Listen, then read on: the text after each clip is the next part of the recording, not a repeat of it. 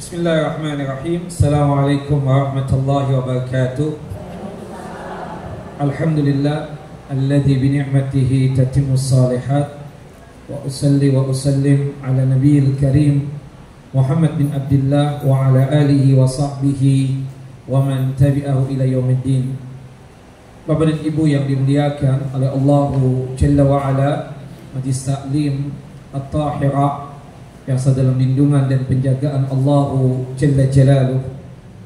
Melanjutkan kajian kita, pembacaan kitab Tauhid, kitab yang disusun oleh Al-Allamah Al-Muhaddis Al-Faqih Muhammad bin Abdul Wahhab At-Tamimi rahimahullah rahmatan wasi'ah, yang dimana kita masuk pada bab yang ke-15, yaitu berkaitan tentang masalah hanya kepada Allah Jalla wa Ala kita menyembah.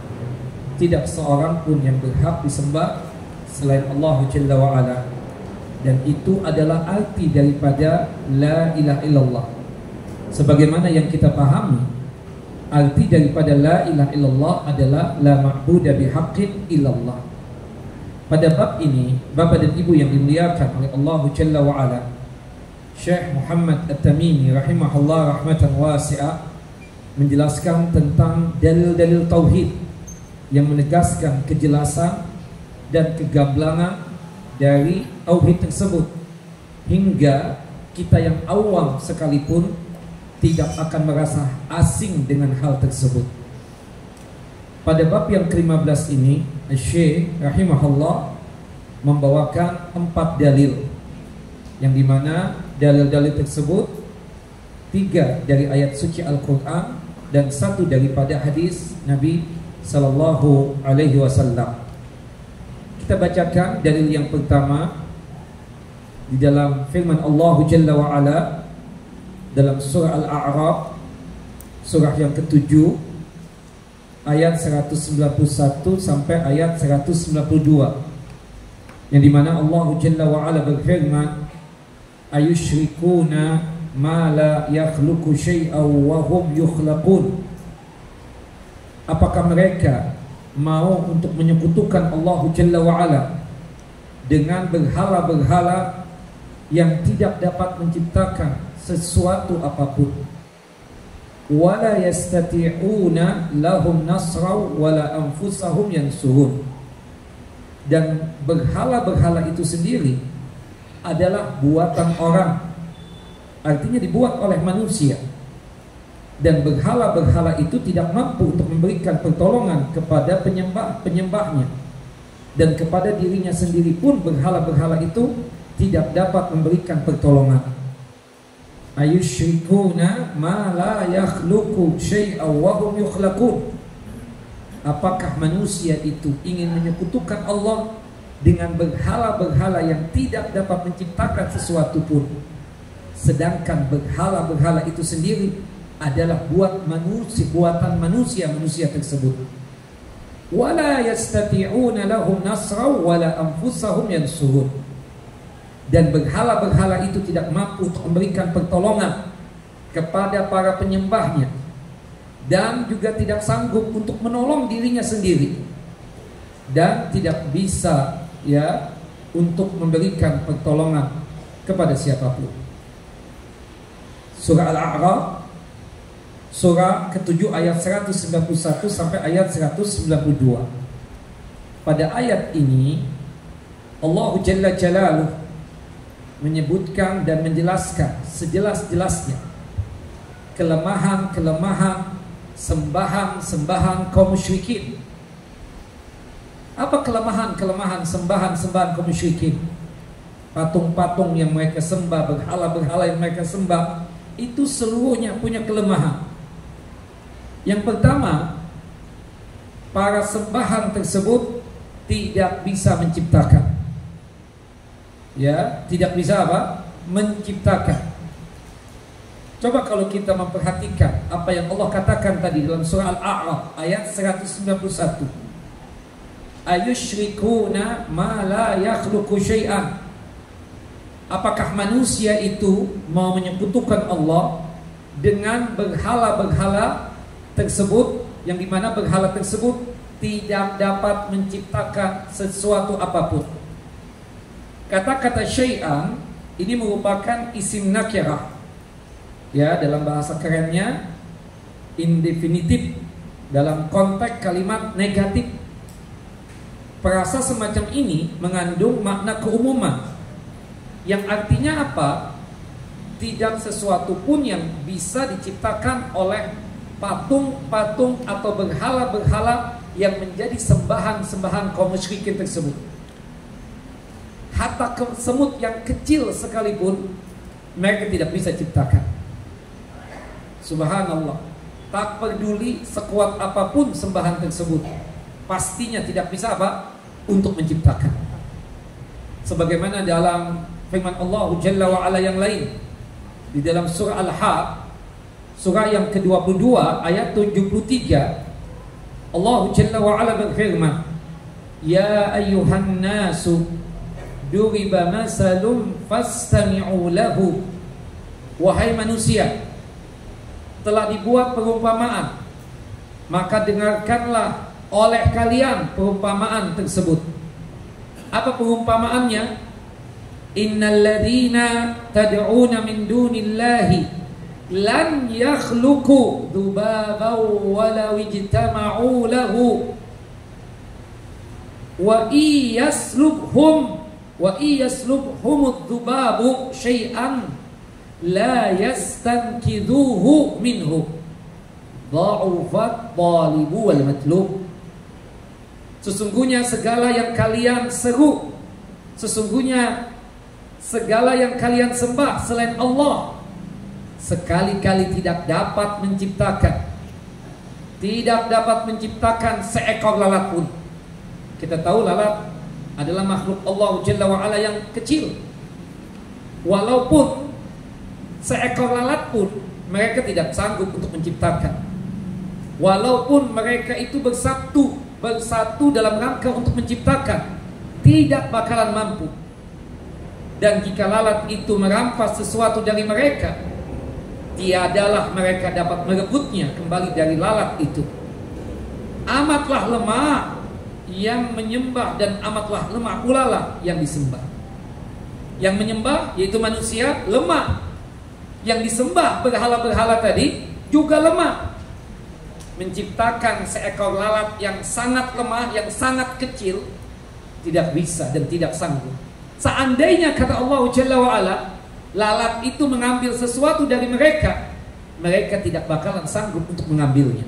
Saking lemahnya sembahan-sembahan kaum musyrikin tersebut.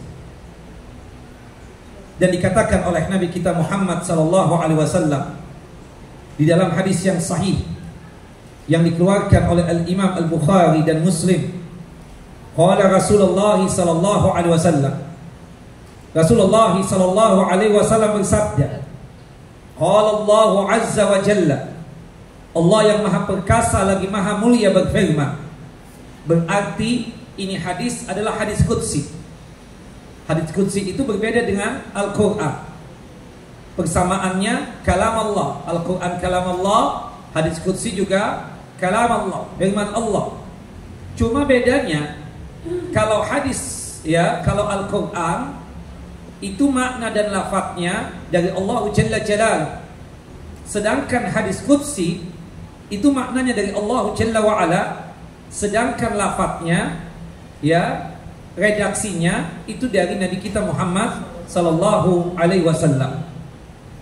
Hadis qudsi maknanya dari Allah Jalla wa Ala, sedangkan lafadznya itu dari Nabi kita Muhammad sallallahu alaihi wasallam. Kata Allah yang maha perkasa lagi maha mulia, wa man adlamu mimman dhahaba yakhluqu khalqan ka khalqi falyakhluqu dzarratan aw liyakhluqu habbatan aw liyakhluqu sya'iratan. Dan siapakah yang lebih zalim daripada orang-orang yang menciptakan seperti ciptaanku? Ini adalah apa? Pertanyaan yang sifatnya istifhamul inkari. Pertanyaan yang tidak bisa untuk dijawab, dikarenakan tidak bakalan mampu makhluk itu untuk menyaingi dan menandingi Allah Jalla wa Ala. Sampai-sampai Allah Jalla wa'ala menentang berhala-berhala tersebut. Sampai-sampai Allah Jalla wa'ala menentangi sembahan-sembahan yang mereka sembah tersebut. Cobalah mereka menciptakan semut yang kecil. Semut, zarrah itu bukan semut, malah anak semut. Zarrah itu apa? Anak semut. Subhanallah. Anak semut, kita tidak bisa membedakan yang mana yang semut, yang mana anaknya, saking kecilnya. Hatta cuma sekedar menciptakan anak semut sekalipun, itu berhala nggak bisa. Sebutir biji yang kecil sekalipun tidak bisa. Sebutir biji gandum sekalipun juga tidak bisa. Saking lemahnya apa? Mereka. Nah, karena mereka itu tidak sanggup untuk menciptakan, ngapain manusia ini pakai menyembah dia? Seperti itu maksudnya Allah Jalla Jalal. Itu berhala, itu patung, yang buat siapa? Manusia yang menyembah. Bayangkan, aneh kan? Makanya Umar bin Khattab itu pernah tertawa sendirian. Ketika ditanya, kenapa antum itu tertawa sendirian?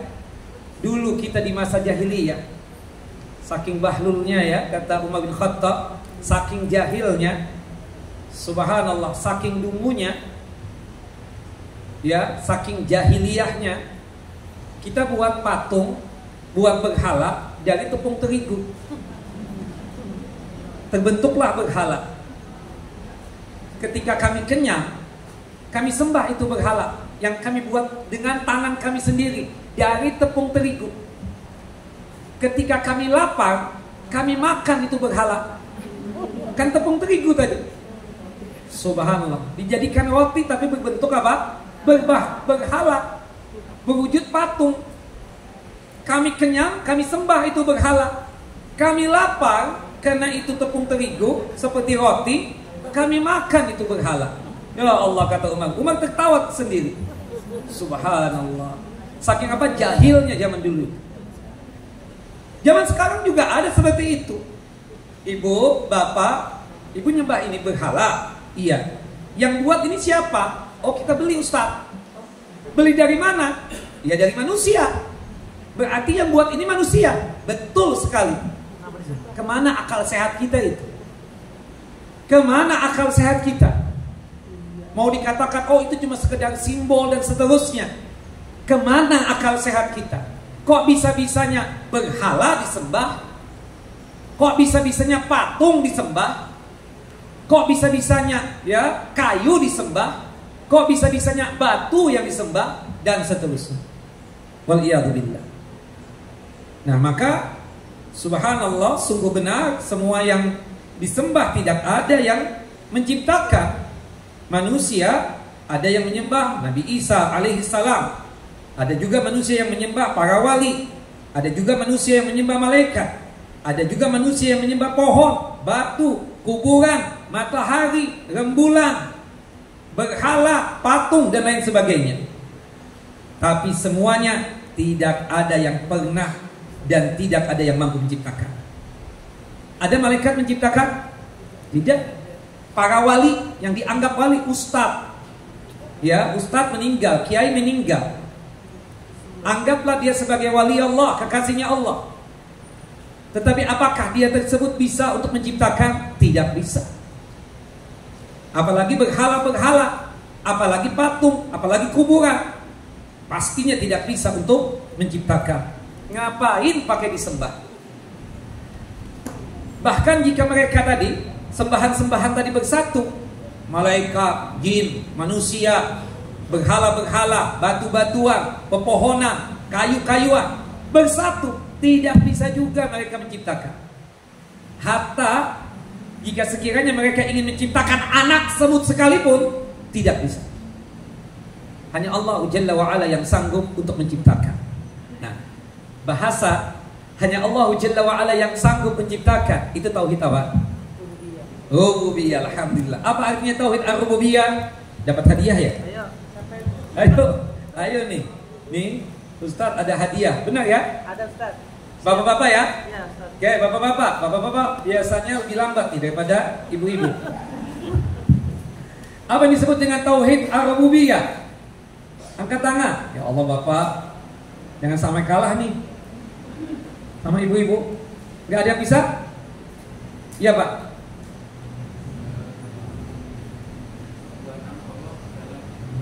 Apa? Lebih khusus lagi, pendek banget. Itu contoh. Itu contoh. Sedikit lagi Pak.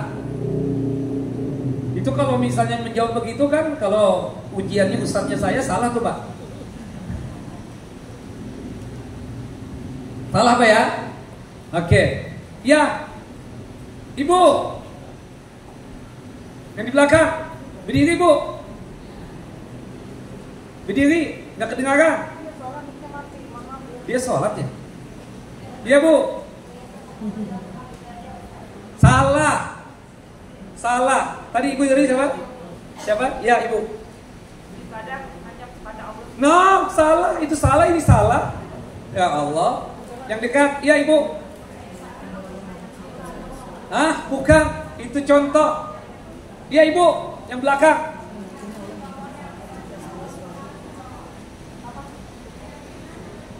Allah salah ya Allah. Nah. Ya ibu. No, ya Allah. Ya. No, salah. Saya aja yang jawab. Salah semua. Makanya tuh jangan catat, dibaca juga bukunya. Ifradallahi fil af'ali. Ifradallahi fi af'ali. Mengesahkan Allah Jalla wa Ala di dalam perbuatan Allah. Bapak hampir tadi Pak, tapi Bapak tidak menyebutkan mengesahkan tadi. Sekali lagi, apa disebut dengan tauhid ar-rububiyah? Mengesahkan Allah Jalla wa Ala di dalam perbuatan Allah. Contohnya tadi apa? Menciptakan, menghidupkan, mematikan, mengatur alam semesta, memberikan rizki, dan lain sebagainya. Jelas tidak? Ini yang ke-71 kalinya saya menyampaikan ini. Tauhid ar-rububiyah adalah mengesahkan Allah Jalla wa Ala di dalam perbuatan Allah Jalla Jalla. Dimaklumin sih ya, ibu lupa terus, sudah tua kali ya. Nah, ifradallahi fi af'ali. Hatta yang di depan lupa. Padahal mencatat banyak banget itu. Mencatat doang tapi gak pernah dibaca. Panitia lagi, gak bisa jawab. Apa panitia? Bu, apa disebut dengan tauhid ar-rububiyah? Gak tahu salah lagi kan? Mengesahkan Allah Jalla wa Ala di dalam perbuatan Allah Jalla wa Ala.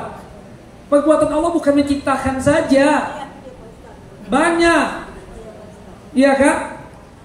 Mengatur alam semesta, memberikan rizki, menghidupkan, mematikan. Itu perbuatan Allah, bukan menciptakan doang.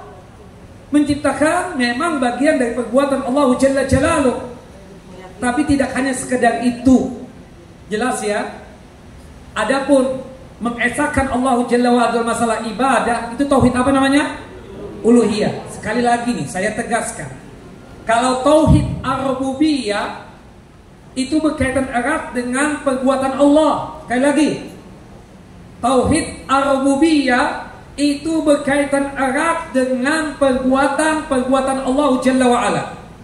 Sedangkan tauhid al-uluhiyah itu berkaitan erat dengan perbuatan makhluk atau perbuatan manusia, yaitu perbuatan kita. Jelas? Ini nggak paham, saya ingin menjelaskan. Jika saya mengatakan, Bu yang sabar Bu ya, memang sudah begitu ibu dapat suaminya, ya. Semoga Allah Jalla wa Ala ya memberikan rizki buat ibu sehingga ya bapak dan ibu mendapatkan anugerah kekayaan dan kelapangan. Itu tauhid apa? Saya bicara sedang tauhid apa itu? Hah? Tauhid apa? Astagfirullahalazim, saya bilang sabar ya Bu ya. Ya, insya Allah ya. Ya Allah Jalla wa'ala pasti akan membantu ibu, menolong ibu, memberikan rezeki kepada ibu, akan mengayakan ibu. Tauhid apa? Rububiyah. Perbuatan yang memberikan rezeki siapa? Allah Jalla wa'ala. Jelas ya? Nah, jelas? Insya Allah Bu ya, doa yang banyakin ya, doa banyakin. Semoga putri ibu bisa menikah sebelum Ramadan Bu ya. Amin. Ada berapa? Di situ tauhid apa itu? Doa tauhid uluhiyah. Tapi menjodohkan siapa? Allah. Itu tauhid apa? Rububiyah. Berdoa. Berdoa, kita berdoa tauhid apa tadi? Uluhiyah. Berkaitan dengan perbuatan hamba. Ya kan? Doa, ya Allah, ya Rahman, ya Rahim, anugerahkan kepada ya putriku ya pasangan ya atau suami yang soleh, yang punya amanah dunia dan akhirat. Kita sedang berdoa. Itu berarti apa? Uluhiyah. Uluhiyah berdoa. Kemudian putri kita menikah sesuai dengan harapan ibu tadi, dapat mantu ya yang baik, yang soleh. Berarti yang menjodohkan siapa? Allah Jalla wa'ala. Kita mendapatkan kan perjodohan itu rizki tidak? Rizki dari Allah Jalla wa'ala, nikmat dari Allah Jalla Jalaluh. Putri kita sudah menikah, ya kita katakan menikahnya itu ibadah. Ya kita yang menikah ini apa? Ibadah. Beribadah kepada Allah. Salah satu cara beribadah kepada Allah tauhid apa? Uluhiyah. Tapi perjodohan tadi, kita dijodohkan dengan suami kita yang sekarang. Bapak-bapak, kita dijodohkan dengan perempuan yang sekarang menjadi istri kita. Dijodohkan tadi itu berkaitan dengan tauhid apa? Rububiyah. Jelas? Nah, jelas. Kalau saya misalnya membaca Bismillah, tauhid apa? Uluhiyah. Saya sholat? Saya mengaji? Nah itu berkaitan dengan tauhid rububiyah dan uluhiyah. Jangan sampai tidak paham. Ibu pakai hijab, uluhiyah apa rububiyah? Uluhiyah. Naam. Kalau kita bilang ya ibu sabar Bu ya. Ya apa boleh dikata, ternyata suami ibu menikah lagi. Itu sudah takdir Bu. Ibu yang sabar Bu ya. Itu tauhid apa?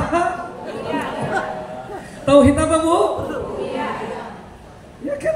Subhanallah, sudah ketentuan Allah Bu. Ya kan seperti itu. Misalnya ini kan untuk menguatkan. Jelasnya nih contoh-contoh begini. Jelas Bapak? Pak, jelas Pak? Yang di belakang jelas Bapak? Majuan Pak, supaya lebih jelas. Nah tadi hanya Allah yang sanggup menciptakan alam semesta ini.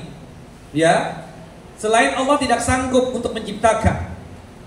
Berarti itu tauhid apa? Rububiyah. Dan apa yang disembah oleh manusia selain Allah, kenapa tidak patut untuk disembah? Karena sembahan-sembahan selain Allah Jalla wa'ala tersebut tidak sanggup menciptakan. Ya, berhala, batu, pepohonan, ya, nabi, malaikat, ya, wali tidak sanggup untuk menciptakan. Berhubung mereka itu tidak sanggup untuk menciptakan, maka tidak layak untuk disembah. Jelas Bapak Ibu? Yang kedua, kemudian kenapa berhala, patung, wali, ya, malaikat, nabi tidak patut untuk disembah? Kenapa? Hah? Karena makhluk. Karena mereka itu adalah yang diciptakan oleh siapa? Oleh Allah Jalla wa'ala. Malaikat siapa yang menciptakan? Allah. Nabi siapa yang menciptakan? Allah. Kemudian ustadz siapa yang menciptakan?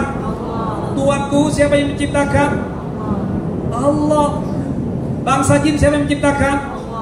Kenapa ibu sembah itu makhluknya? Kenapa tidak menyembah yang menciptakan, yaitu Allah Jalla wa'ala? Jelas ya?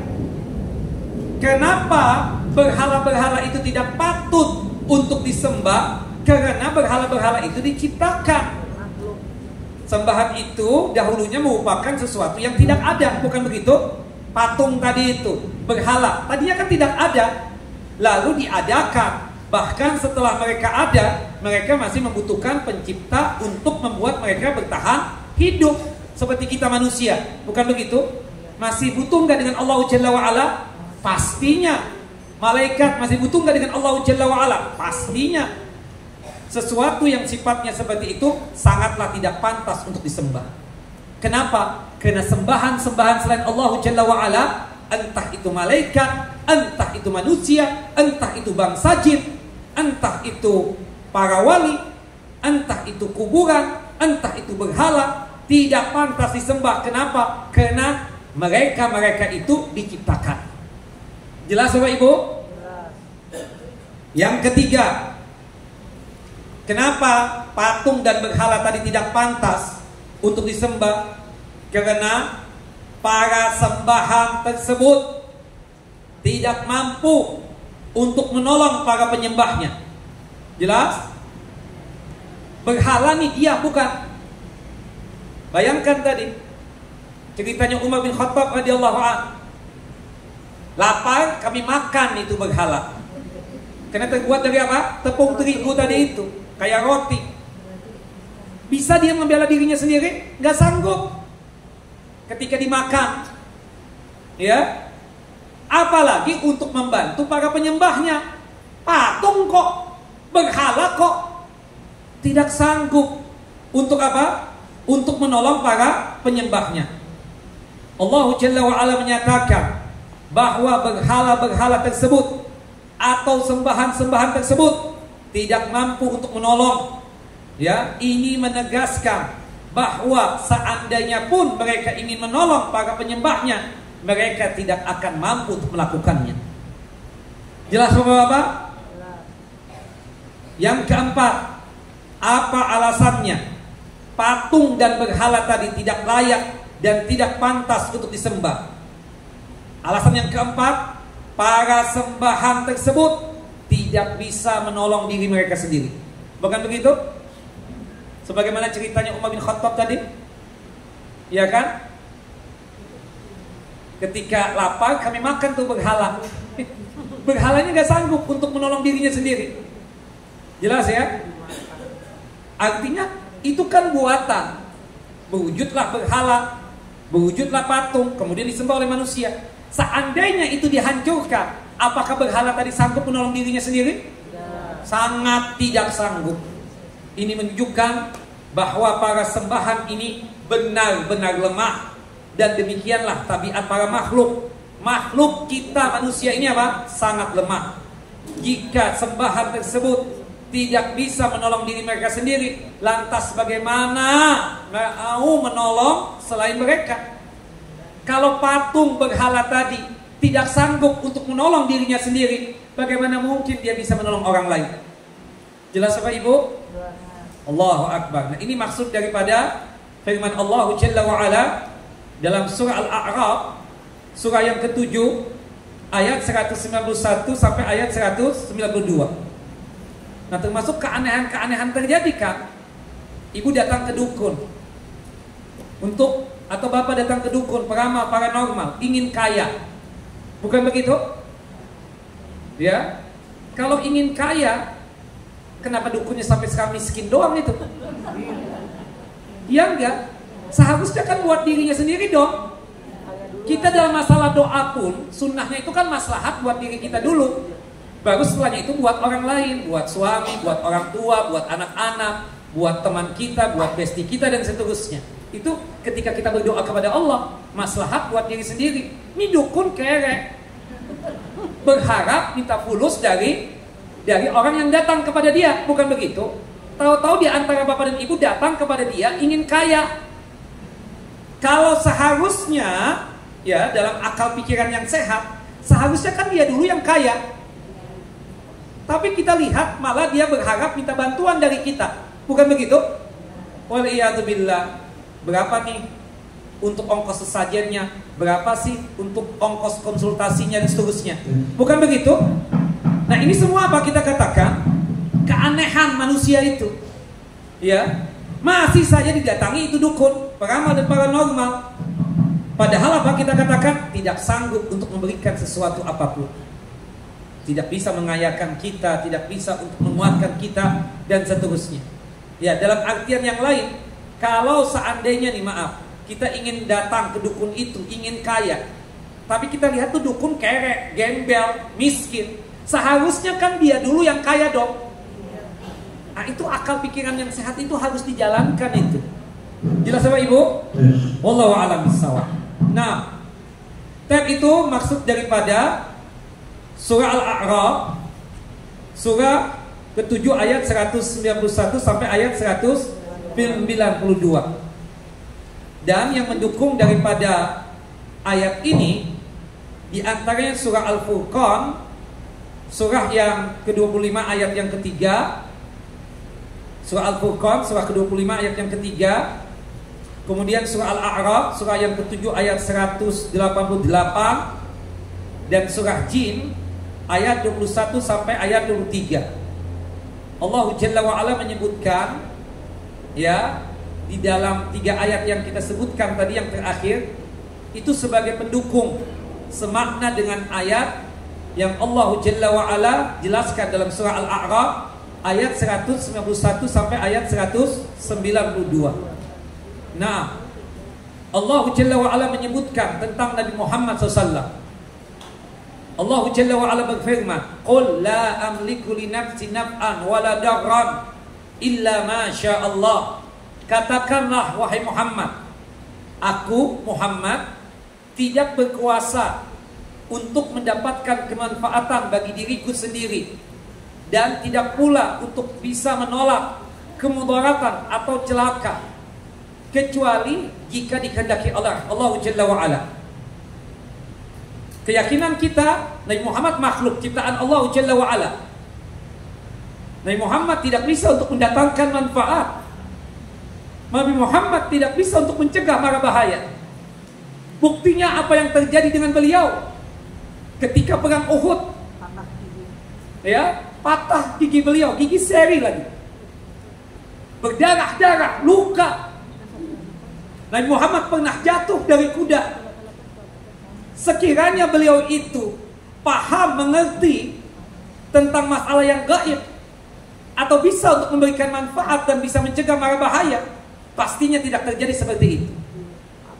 Nabi Muhammad bahkan pernah sakit, bahkan sakit yang mengakibatkan beliau meninggal dunia.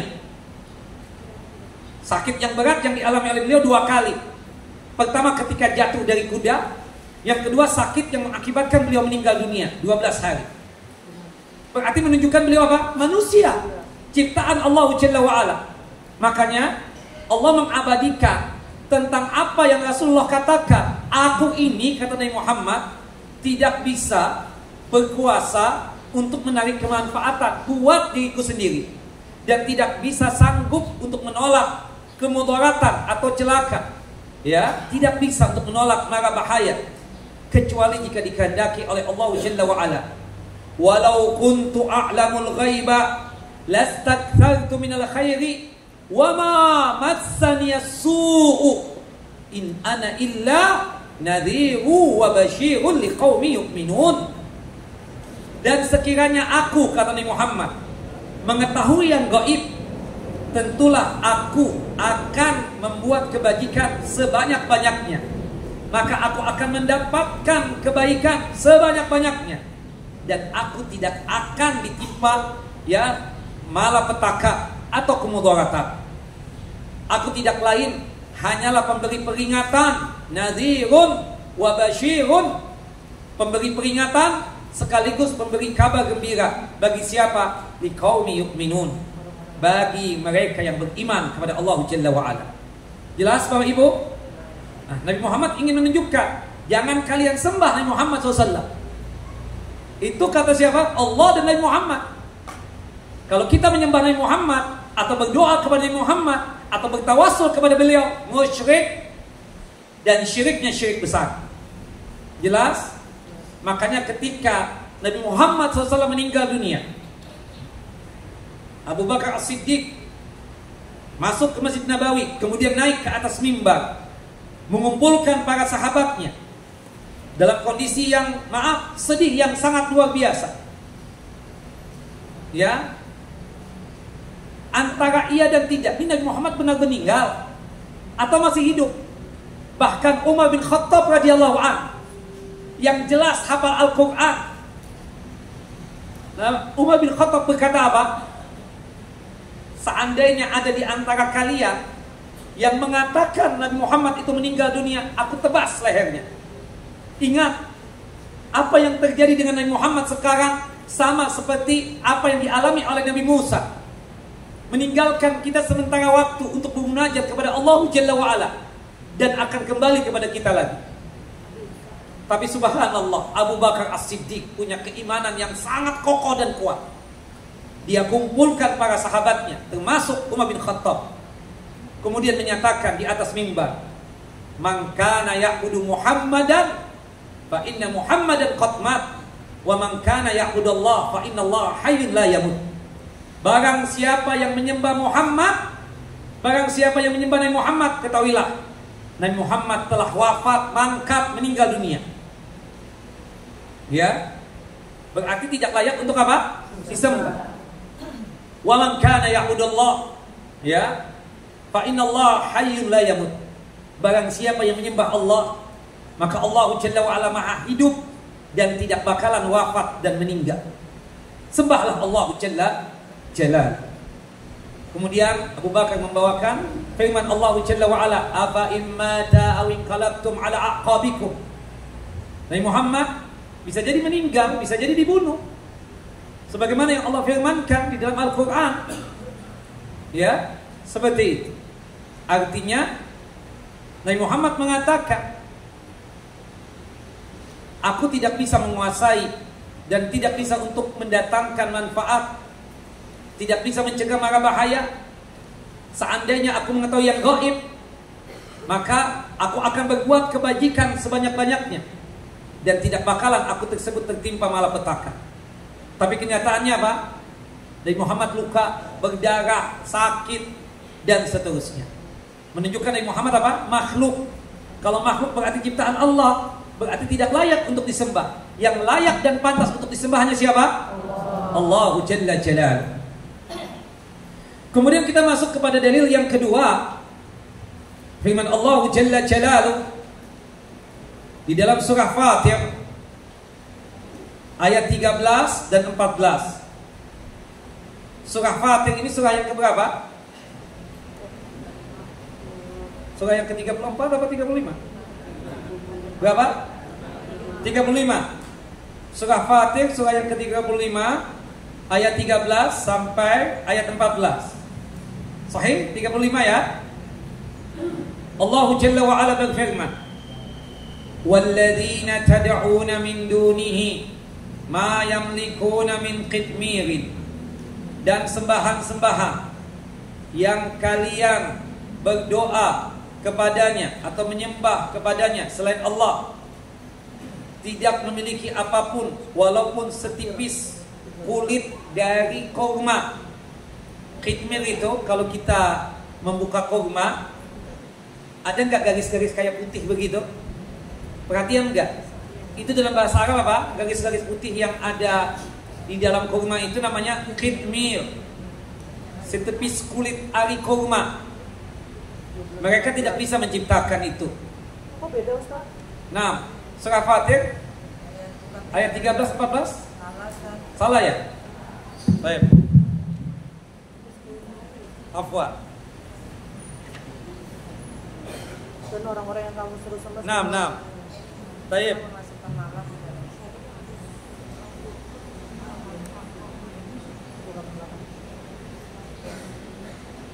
Sama jin.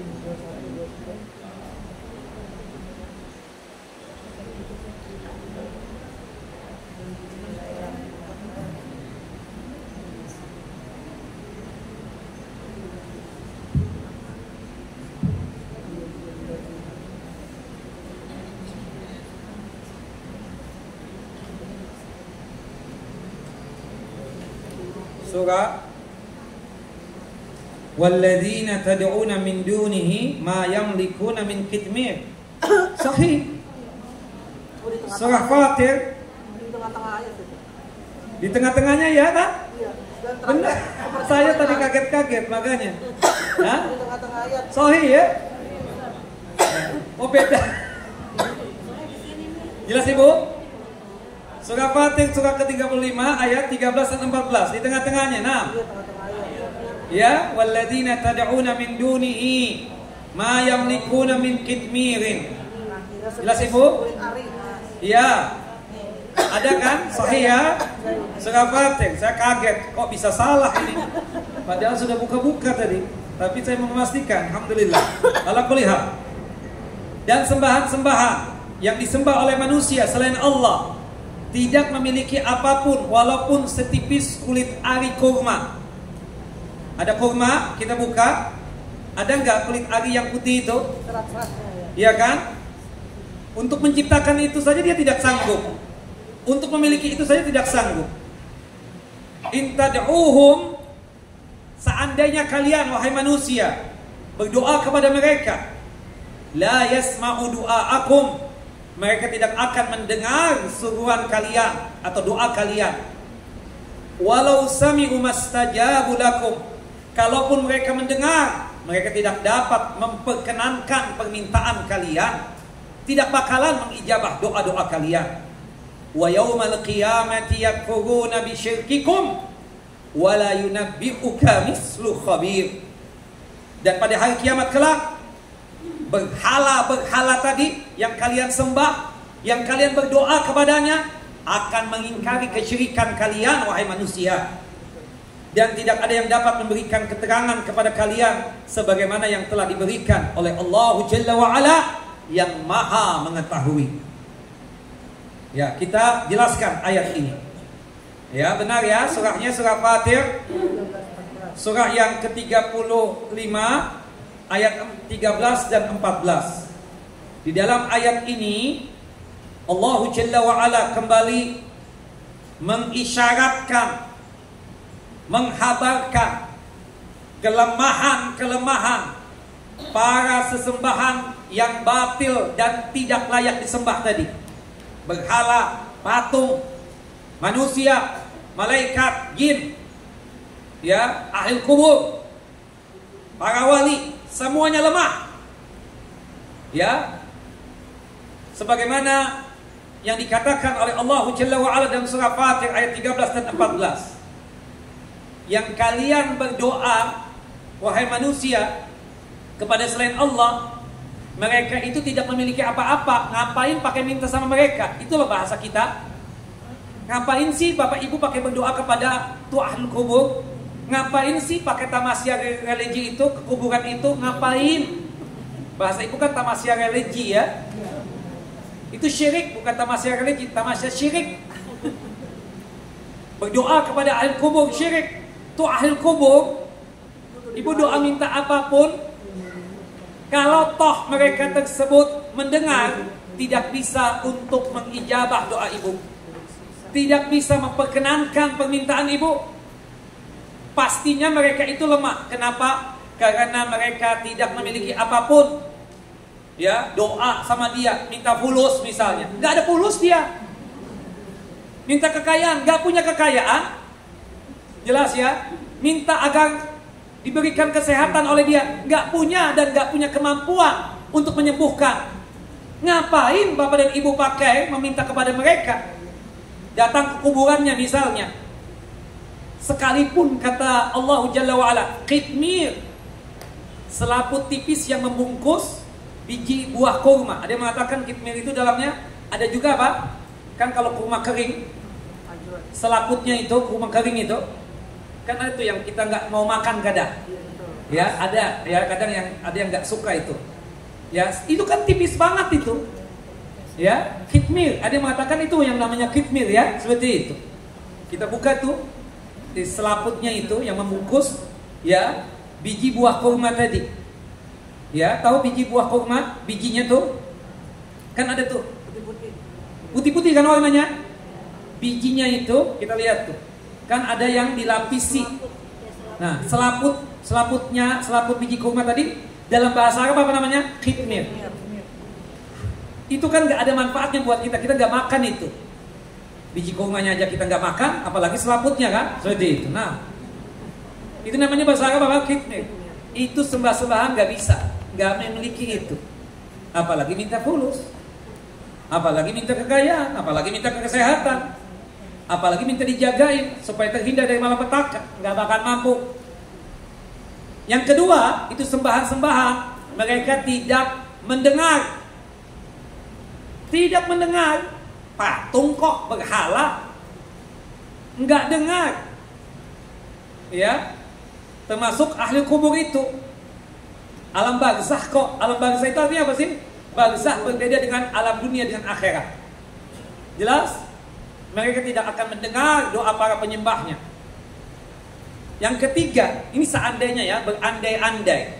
Seandainya mereka itu mendengar doa manusia-manusia tadi itu, tidak bakalan mampu dia untuk mengijabahnya. Nah, pada dalil kedua ini, Allah Jalla wa'ala memberitahukan bahwa seluruh sembahan selain Allah tidak berhak disembah karena terdapat padanya 3 sifat kelemahan yang ada ya pada sembahan tersebut. Yang pertama, mereka tidak memiliki apapun. Ya, hatta sekecil kitmir sekalipun mereka tidak punya. Ya, tidak memiliki apa-apa. Yang kedua, mereka tidak akan bisa mendengar doanya manusia tersebut. Yang ketiga, andai kata pun mereka mendengar, mereka tidak bisa mengabulkan. Nah, 3 hal ini kelemahan apa kekuatan, Bu? Kelemahan. Kelemahan. Ngapain pakai disembah itu patung-patung, berhala, ahli kubur dan seterusnya. Jelas? Nah, bahkan nanti di akhirat itu berhala, itu patung akan mengingkari kesyirikan itu manusia. Dia mengatakan di hadapan Allah, ngapain kalian pakai menyembah aku? Nah, itu terjadi kok dalam surah ya, disebutkan di dalam Al-Quran, dalam surah Ibrahim surah ke-14 ayat 22, kemudian surah Saba ya ayat 40 sampai 41, kemudian surah Al-Maidah surah yang kelima ayat 116 sampai ayat 117, kemudian surah Maryam surah ke-19 ayat 81 sampai ayat 82, kemudian surah Al-Ahqaf ayat 5 sampai ayat 6. Surah Al-Ahqaf surah yang keberapa? Enggak, itu ayatnya 5 sampai ayat ke-6. Al-Ahqaf surah yang keberapa? 46. 46 benar? Benar ibu-ibu, bapak-bapak? Surah Al-Ahqaf surah ke-46 ayat 5 sampai 6. Kita bacakan ya. Wa man adallu mimman yad'u min dunillahi man la yastajibu lahu ila yaumil qiyamah wa hum an du'aihim ghafilun. Wa idza husyiran nasu kanu lahum a'da'u wa kanu bi'ibadatihim kafirin. Dan siapakah yang lebih sesat daripada orang yang menyembah sembahan-sembahan selain Allah, yang tiada dapat memperkenankan doanya mereka sampai hari kiamat kelak, dan mereka lalai dari memperhatikan doa mereka. Berhala-berhala tersebut tidak memperhatikan doa-doa manusia yang berdoa kepada mereka. Dan apabila manusia dikumpulkan pada hari kiamat kelak, niscaya berhala-berhala tadi atau sembahan-sembahan tadi menjadi musuh mereka dan mengingkari pemujaan manusia kepada mereka, kepada berhala-berhala tadi. Musuh luar biasa. Disebutkan syaitan pun juga apa? Akan apa? Mengingkari. Kenapa kalian pakai menyembah aku, kata syaitan. Itu kita lihat di dalam surah apa? Ibrahim surah ke-14 ayat 22. Ya. Wa qala syaitanu lamma qudiyal amru innallaha wa'adakum wa'dal haqqi wa wa'adtukum fa akhlaftukum wa ma kana li 'alaikum min sultanin illa anna da'watukum fastajabtum li. Allahu akbar.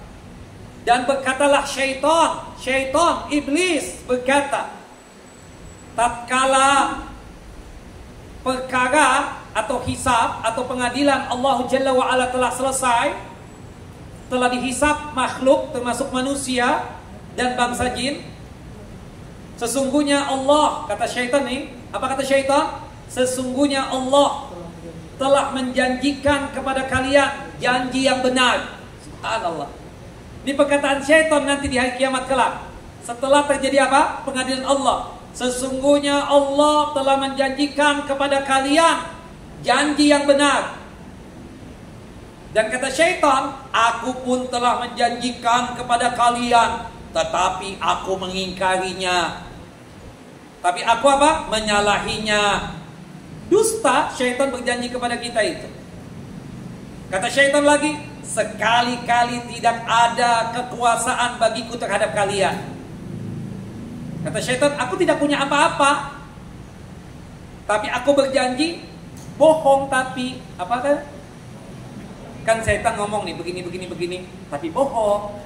Ya kan? Seperti itu ungkapan syaitan nanti di mana? Di pengadilan Allah Jalla wa'ala. Setelah ada pengadilan Allah, setelah hisabnya Allah, syaitan berkata kepada itu, janjinya Allah yang benar, sedangkan janjinya aku adalah dustanya aku. Aku ingkari kalian tersebut. Ya, sekali-kali tidak ada kekuasaan bagiku terhadap kalian, melainkan sekedar aku mengajak kalian, lalu kalian mematuhi ajakan aku. Oleh sebab itu, fala talumuni walumu anfusakum. Hei manusia, hei bangsa jin, kata syaitan, kata iblis, janganlah kalian menyalahkan aku. Itu kata syaitan, kata iblis. Salahkan diri kalian sendiri, wahai manusia. Ngapain pakai menyembah aku? Ma ana bimutrihikum wa ma antum bimutrihi. Kata syaitan, aku sekali-kali tidak dapat menolong kalian, dan kalian pun sekali-kali tidak dapat menolong aku. Wa ma antum bimusrikhiya inni kafartu bima asyraktumuni min qabl innadh dhalimina lahum adzabun alim. Sesungguhnya aku tidak membenarkan perbuatan kalian dengan menyekutukan aku dengan Allah sejak dahulu. Ya, aku ingkari. Kenapa kalian pakai menyembah aku? Kata iblis, kata syaitan, kata bangsa jin. Hei manusia, dungu sekali kalian ini, kenapa pakai menyembah aku? Padahal aku cuma sekedar apa? Sekedar mengajak. Kenapa kalian pakai ikut-ikutan dengan aku? Ya, aku ingin apa? Mencari sohib aja. Seperti itu. Aku menjanjikan kepada kalian janji-janji yang bohong, dusta. Aku ingkari kesyirikan kalian itu. Sepatutnya, kata syaitan, kalian menyembah Allah. Kenapa menyembah aku? Sesungguhnya orang-orang yang zalim itu mendapatkan siksaan yang pedih. Siapakah? Musyrikin. Orang-orang yang menyembah apa? Bangsa jin, syaitan, iblis, ya, seperti itu. Nah, dan itu dikuatkan di dalam surah Saba, ya, ayat 40 sampai ayat 41. Surah Saba ini surah yang keberapa? Berapa? 34. Surah Saba 34 sahih. Nah, ayat 40 sampai 41. Nah, termasuk Nabi Isa alaihissalam. Nabi Isa alaihissalam mengingkari orang-orang yang menyembah dirinya beliau. Kaum Nasrani itu punya keyakinan tentang Nabi Isa alaihissalam, 3 keyakinan yang sesat. Pertama, menganggap Nabi Isa alaihissalam sebagai Tuhan itu sendiri. Yang kedua, mereka menganggap Nabi Isa alaihissalam sebagai putra Tuhan yang mereka sembah. Kemudian Nabi Isa dianggap Salisus Salasah, Trinitas itu. Dan pastinya mereka menyembah Nabi Isa. Nah, ketika di hari kiamat kelak, sebagaimana yang Allah abadikan dalam surah Al-Maidah, surah yang kelima, ayat 116 sampai ayat 117, Allah Jalla wa Ala berkata kepada Nabi Isa, wa idza qala Allah ya Isa ibn Maryam a anta qulta lin-nasi ittakhadhuni wa ummiya ilahaini min dunillah.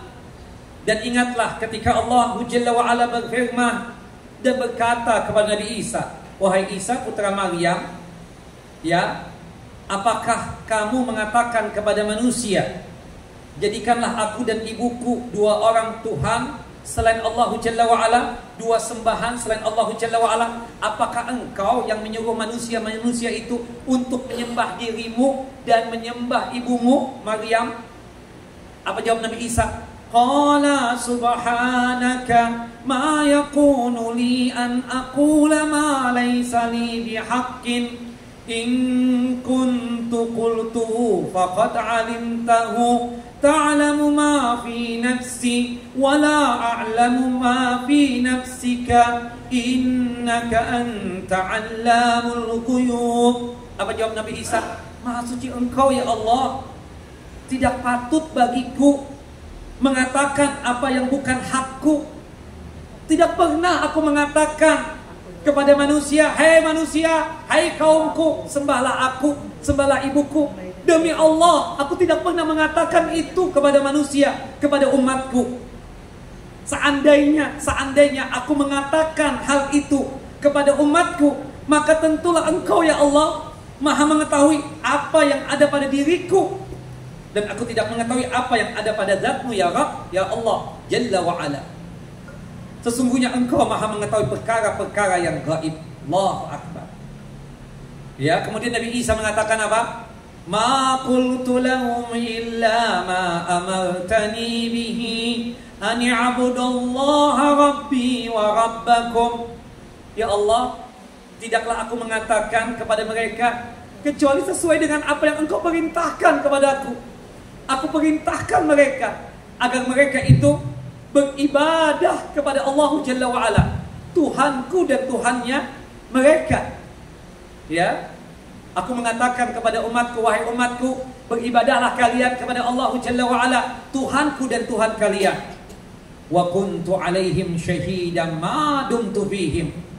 Ya, falamma tawaffaitani kunta antar raqiba alaihim wa anta ala kulli syai'in syahid.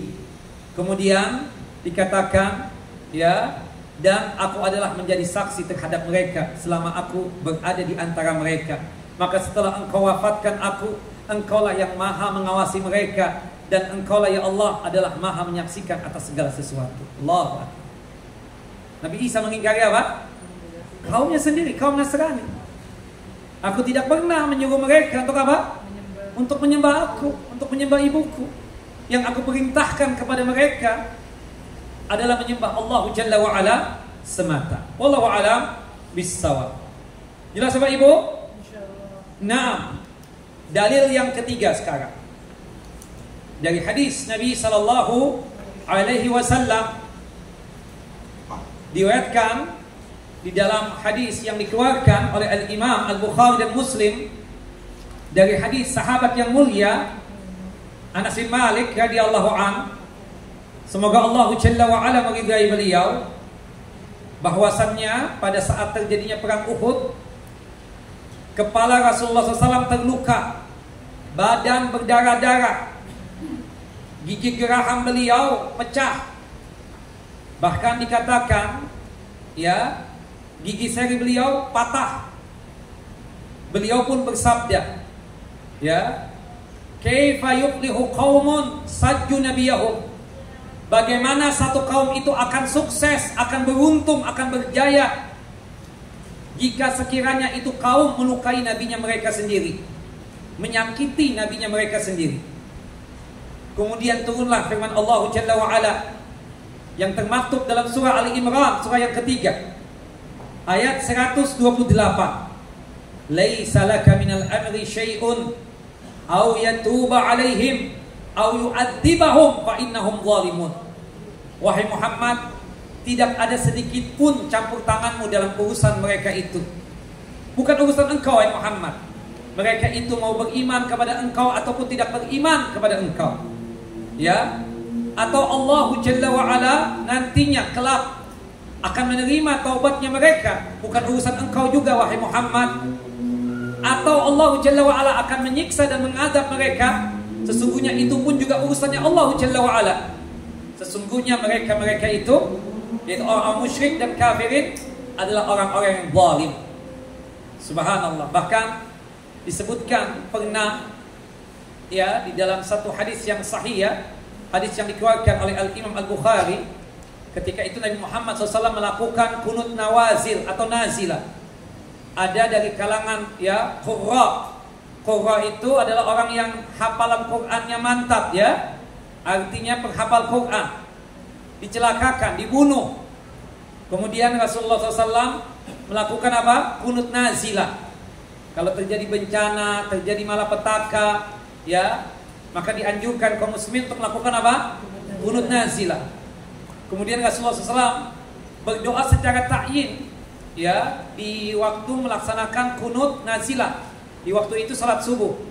Rasulullah membaca seperti ini, Allahumma al'an fulan wa fulan. Allahumma al'an fulanan wa fulanan. Ya Allah, laknatlah fulan bin fulan dan seterusnya. Disebutkan di dalam hadis yang lain yang disebutkan fulan bin fulan dan fulan bin fulan itu ada 3 orang. Yang pertama adalah Safwan bin Umayyah. Yang kedua Suhail bin Amr. Yang ketiga Al-Haris bin Hisham. Ya. Nah, kemudian turunlah ayat ini, surah Ali Imran ayat 128, laisa laka minal amri syai'un. Tidak ada hak apapun bagi engkau wahai Muhammad dalam urusan mereka. Nah, dalam hadis ini Nabi Muhammad SAW mendoakan keburukan dan kejelekan untuk mereka tadi. Ya, termasuk kaum kafir Quraisy tadi yang ikut serta berperang di peperangan Uhud pada tahun ketiga Hijriyah tersebut. Ya, mereka telah melakukan kebiadaban yang luar biasa kepada siapa? Nabi Muhammad SAW dengan melukai Nabi Muhammad, bahkan mengakibatkan gigi geraham beliau ya patah atau ya pecah. Nah, wajah beliau penuh dengan darah dan luka. Kemudian Rasulullah SAW mengucapkan ucapan tadi, kaifa yuflihu qaumun sajju nabiyahum. Bagaimana mungkin satu kaum akan sukses, akan berjaya, akan beruntung jika kaum tersebut mencelakai dan melukai nabi mereka sendiri. Nah, bersamaan dengan itu Allah Jalla wa Ala menegur Nabi kita Muhammad SAW atas doanya tadi itu. Dan termasuk ya berkaitan dengan kunut nazilah yang dilakukan oleh beliau dengan menyebutkan 3 tokoh kaum kafir Quraisy, yaitu Safwan bin Umayyah, Suhail bin Amr dan Haris bin Hisham. Ya, ditegur Nabi Muhammad, jangan engkau melaknati seperti itu secara khusus. Makanya kita kan tidak tahu akhir hidup seseorang. Yang kafir bisa saja nanti di ujungnya masuk Islam. Sebenci apapun kita dengan seseorang yang sangat biadab dengan kaum muslimin, kita tidak boleh mendoakan ya, mengutuk ya secara khusus untuk mereka tersebut. Kita melihat ada orang mabuk, benci kan kita, tapi mengutuk dan melaknat secara khusus tidak boleh. Laknat Allah alaih, atau menyebutkan namanya. Semoga Allah mengutuk dan melaknat fulan bin fulan. Tidak boleh. Atau mengucapkan doa-doa keburukan untuk dia. Ya.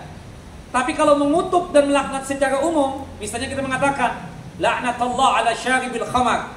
Semoga Allah mengutuk dan melaknat para peminum khamar. Boleh. Seperti itu. Tapi mentakyin, kutukan dan laknat tidak boleh. Meskipun kita sangat tidak suka dengan orang tersebut, karena kelakuannya dia sangat biadab dengan kaum muslimin.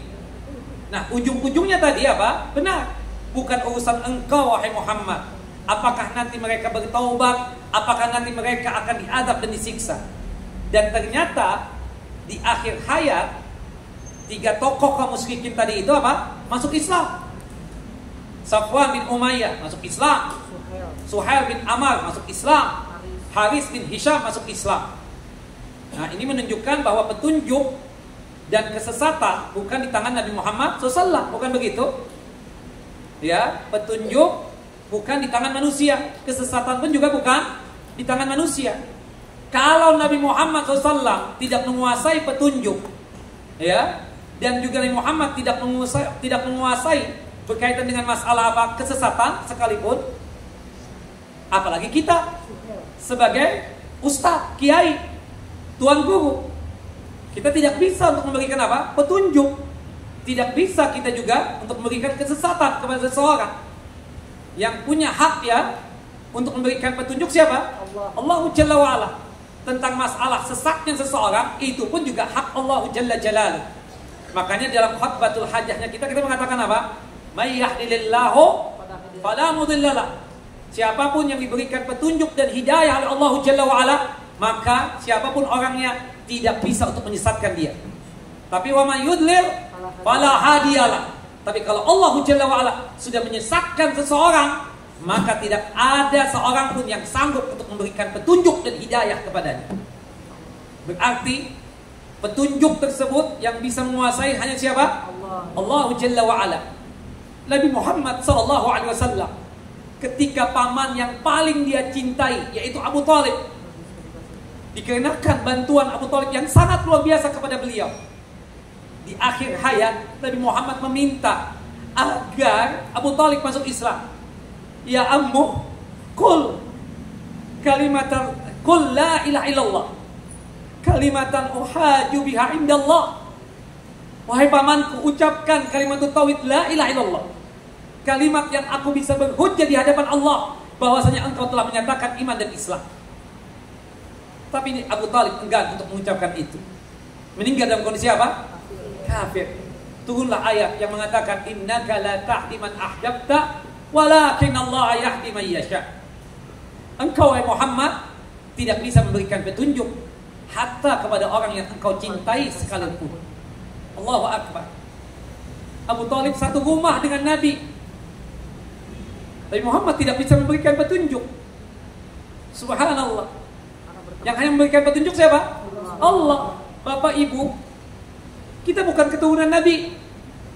Kita bukan kerabat beliau.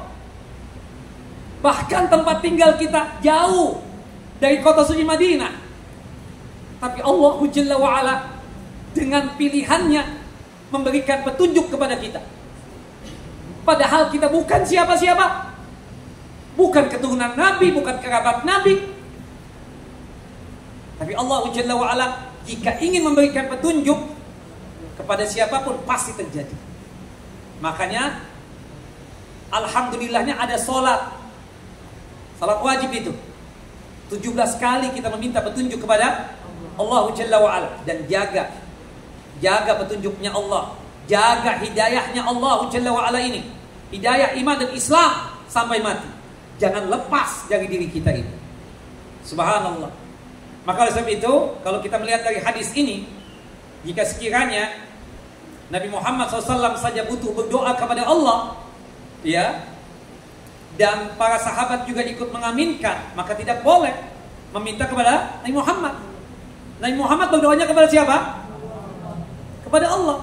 Nabi Muhammad saja butuh berdoa kepada Allah. Nabi Muhammad saja perlu berdoa kepada Allah. Para sahabat juga butuh berdoa kepada Allah. Berarti apa? Berdoanya kita hanya kepada Allah, bukan kepada Nabi Muhammad. Haram dan tidak boleh kita berdoa dan meminta kepada Nabi Muhammad SAW. Kalau Nabi Muhammad saja kita tidak boleh berdoa kepada beliau, apalagi kepada ustaz, apalagi kepada kiai, apalagi kepada tuan guru, ajengan, dan lain sebagainya. Itu lebih-lebih apa? Tidak boleh lagi. Terlebih lagi manusia yang keimanan dan keutamaannya di bawah Nabi Muhammad SAW, tentu lebih tidak boleh lagi untuk berdoa kepada mereka.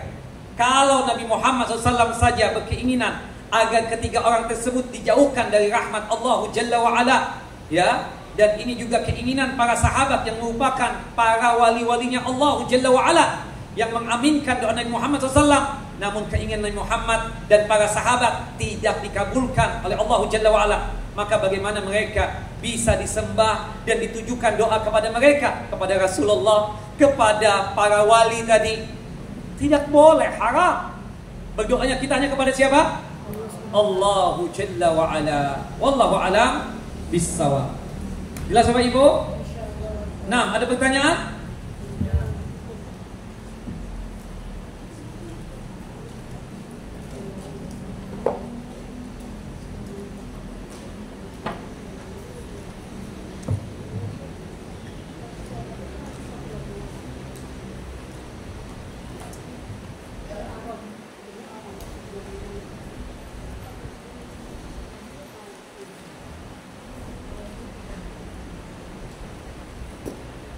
Ustadz, di kampung saya beberapa kali saya sholat di kampung tersebut, di masjid tersebut, makmumnya hanya ibu-ibu saja. Bapaknya kesiangan, bapak-bapaknya kesiangan, sehingga saya menjadi imam dalam sholat subuh itu. Ini ibu-ibunya gak bangunkan suaminya apa ya? Bagaimana sholat saya sah atau tidak? Sah. Bapak sendirian nih Pak, jadi imam ibu-ibu tadi, maka sah, tidak mengapa yang demikian. Tapi ibu-ibu bangunkan dong suaminya. Bapak-bapak itulah yang punya kewajiban untuk sholat berjamaah di masjid.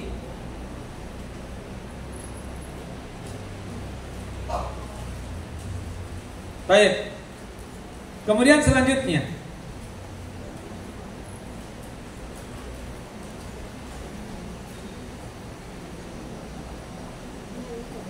ini apa nih ya? Saya punya anak. Pertanyaan ibu-ibu ini, saya punya anak usianya 22 tahun. Untuk sholat wajib masih terlalu apa ini? Masih tidak sholat kali ya? Masih terlalu harus ditegur. Selalu diingatkan, masih selalu ditegur dan diingatkan. Terutama sholat subuh, susah sekali untuk dibangunkan. Sampai usia berapa tahun Ustaz, orang tua itu punya kewajiban untuk menegur dia sholat sampai akhir hayat. Makanya ibu-ibu dan bapak-bapak, jika kita punya anak kecil, entah anak kita ataupun cucu kita, kalau sudah mereka berumur 7 tahun, tolong dikenalkan tentang masalah ibadah sholat. Kata Nabi SAW dalam satu hadis yang sahih, muru auladakum bis shalah wa hum abna'u sab'us sinin. Tolong perintahkan kepada anak-anak kalian untuk melaksanakan ibadah sholat jika mereka sudah berumur 7 tahun. Tidak hanya sekedar sholat, bahkan pakai busana muslimah pun juga kita kenalkan ketika berumur 7 tahun. Ustadz, bukankah 7 tahun belum balik? Benar.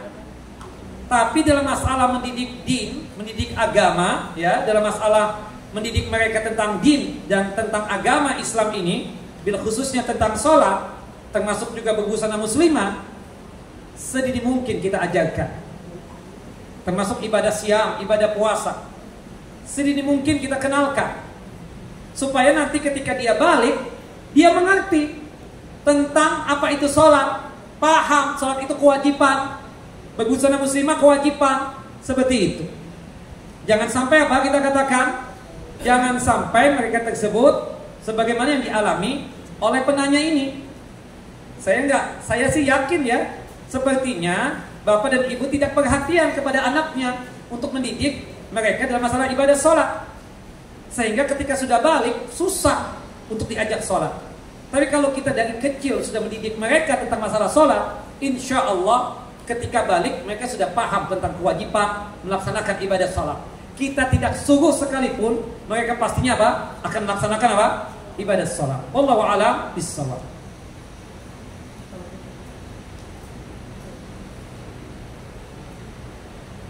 Ustaz, bagaimana dengan orang yang mengamalkan sesuatu untuk terkabulkannya hajatnya? Misalnya membaca surah apalah misalnya sebanyak 41 kali. Ya, disebutkan di sini surah Yasin membaca 41 kali. Kemudian bersalawat mujihad sampai 500 kali. Itu enggak jontor tuh mulut. Enggak diajarkan oleh Nabi sallallahu alaihi wasallam. Kita baca saja surah apapun dalam Al-Qur'an, termasuk surah Yasin. Kebaikannya ada, satu hurufnya 10 kebaikan. Tapi mengkhususkan dengan kita membaca surah ini, surah itu, kita akan dapat ini, apalagi dengan jumlah tertentu. Dari mana ibu dapatnya itu? Dari mana bapak dapatnya itu, Pak? Sampai membaca sampai 41 kali.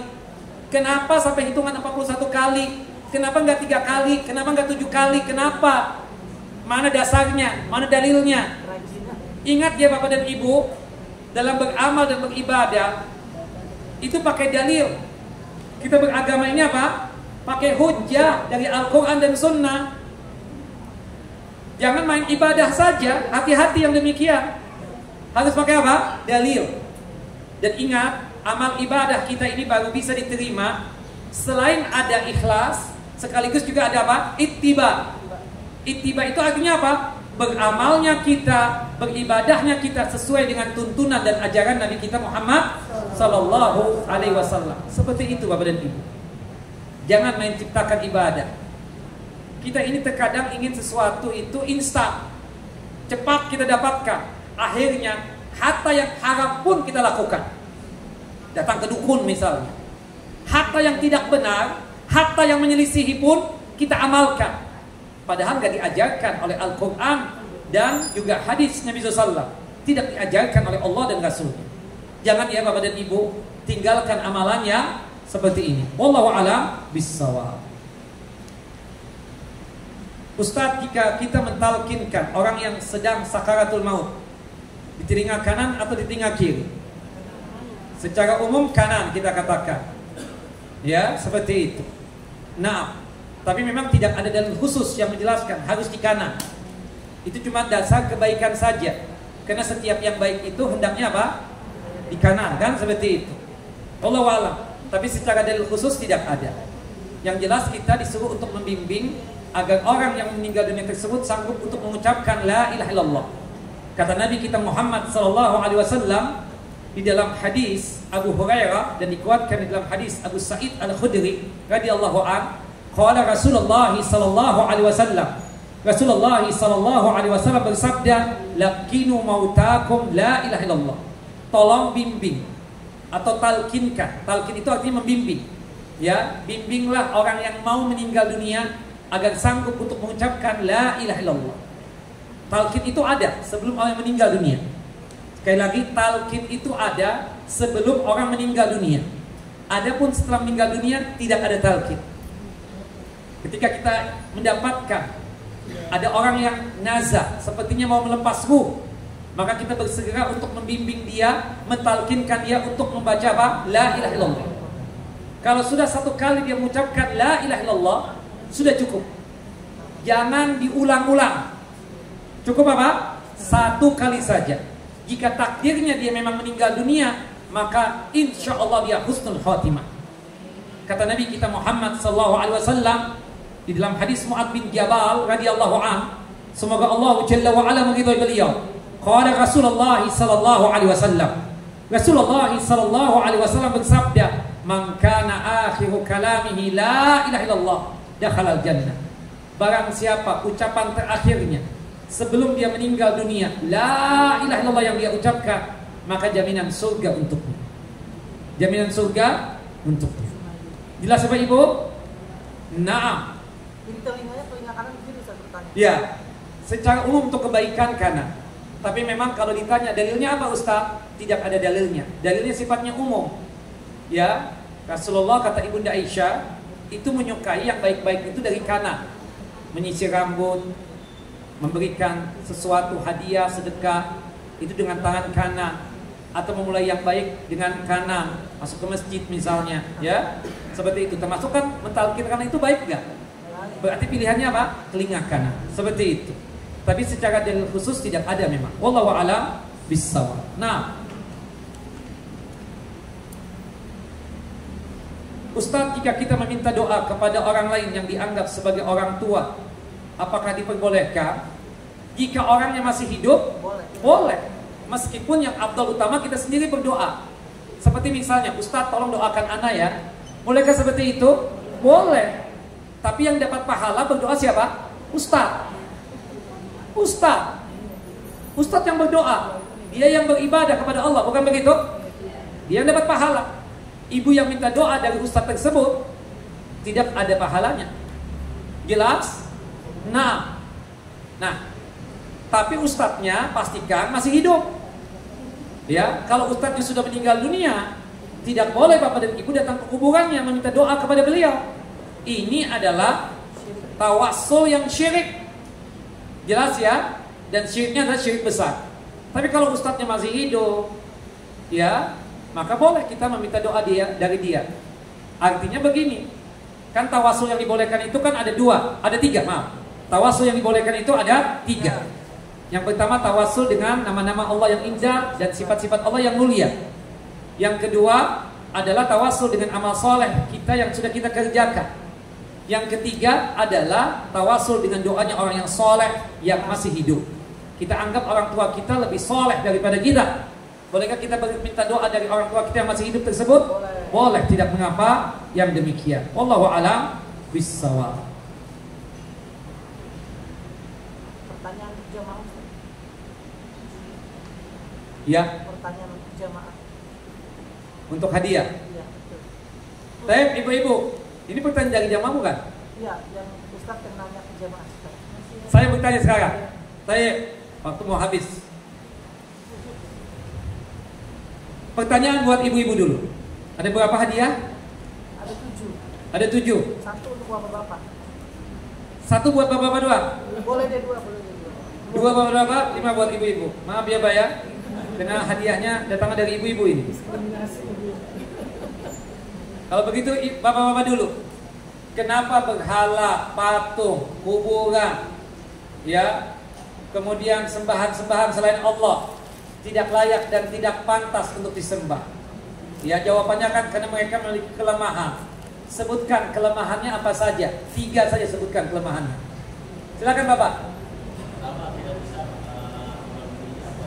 Tidak memiliki apa-apa. Yang kedua, tidak bisa mendengar. Tidak memenuhi. Nah, seperti itu. Wallahu a'lam. Jelas. Bapak siapa? Agung. Pak Heru. Nanti dapat, ya, seperti itu. Kemudian untuk bapak-bapak lagi.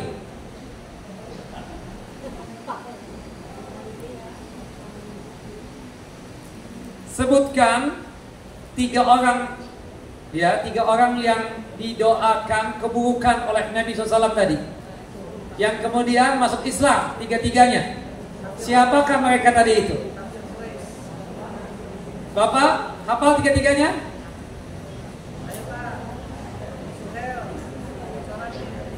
Bapak, bukan ibu-ibu. Bapak tidak bisa? Siapa Pak? Salah, ibu-ibu. Ya ibu, sebutkan 3. Ya. Ya, benar. Safwan bin Umayyah, kemudian Suhail bin Ammar, dan Haris bin Hisham. Yang pertama Safwan bin Umayyah, yang kedua Suhail bin Ammar, kemudian Haris bin Hisham, yang kemudian mereka apa? Masuk Islam. Nah, kemudian buat bapak lagi, karena belum jawab kan tadi.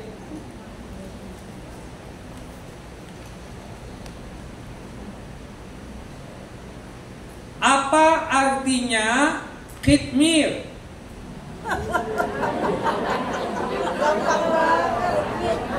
Bentar. Kulit ari yang membungkus apa? Biji kurma, ya. Selaput tipis yang membungkus, ya, biji buah kurma, atau bahasa yang lainnya ya, selaput kulit ari kurma. Nah, apa biji kurma? Nah, selaput tipis yang membungkus biji buah kurma. Baik, ibu-ibu sekarang, di dalam firman Allah Jalla wa Ala dalam surah Al-A'raf, surah yang ke-7 ayat 191 sampai ayat 192, pada ayat tersebut menyebutkan kelemahan-kelemahan sembahan kaum musyrikin. Sebutkan 2 dari 4. Ya ibu. Ya. Iya, betul. Tidak bisa diciptakan. Barakallahu fiik. Nah, dan ya, pakat sembahan tersebut apa? Diciptakan. Baik. Ada 2 lagi. Beda ya? Ya. Ibu itu. Yang pertama tadi kan, para sembahan tadi tidak bisa menciptakan. Kemudian para sembahan tadi diciptakan. Yang ketiga dan keempatnya, ya ibu-ibu itu yang belakang. Ya ibu itu, ya benar. Ya yang tadi yang di belakang yang ngomong tadi. Ya berdiri bu, berdiri. Ya para sembahan tadi tidak mampu menolong para penyembahnya. Yang keempat, para sembahan tersebut tidak bisa menolong diri mereka sendiri. Tinggal berapa lagi pertanyaan? Hah? Masih ada satu di depan. Satu lagi? Tinggal dua lagi. Tinggal dua lagi. Taib. Di peperangan apakah? Udah dapat hadiah udah. Bisa kalau nanya giginya patah kan? Ya iya.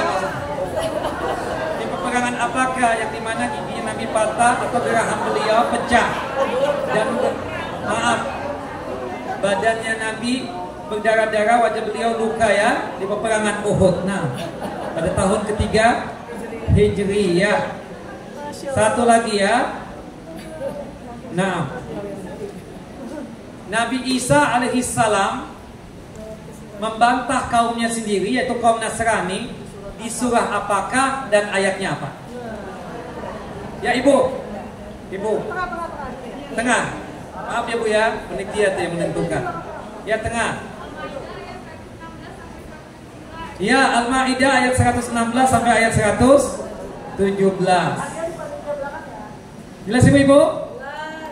Paham gak yang tadi? Paham insyaallah. Bapak-bapak? Nah, memang. Ya, satu lagi? Gak ada? Satu lagi gratisan. Ibu, tauhid al-uluhiyah. Uluhiyah ya. Hambanya, berarti tauhidul ibadah. Mengesahkan Allah dalam masalah apa? Ibadah, itu paling ini. Karena tauhidul uluhiyah itu mengesahkan Allah dalam masalah ibadah itu berkaitan erat dengan masalah apa? Perbuatan para hamba, perbuatan manusia ya, itu menyembah Allah Jalla wa Ala. Tauhid ar-rububiyah. Sebentar, lupa tuh.